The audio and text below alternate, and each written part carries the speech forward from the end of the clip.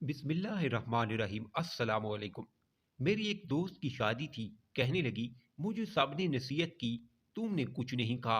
मैं बोली, तुमने कौन सा पल्ले बांध लेनी है।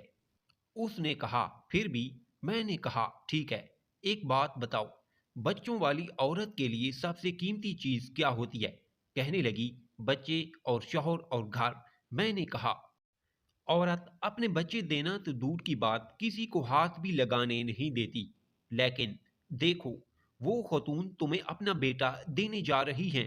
100 वहम होंगे दिल में, धड़का सा लगा रहेगा, पता नहीं कब बेटा छीन जाएगा। ये डर बुढ़ापे में भी जड़ पकड़ लेता है, उनका बेटा ना छीनना।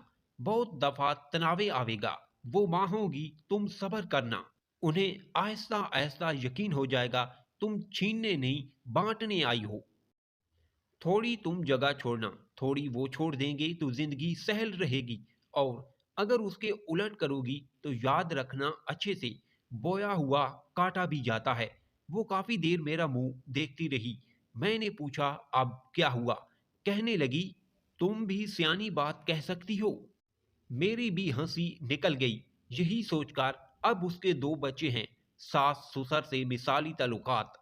मशवरा हो या नसीहत, कोई मांगे तो ईमानदारी से दिया करें। ये आपके पास इमानत होती है।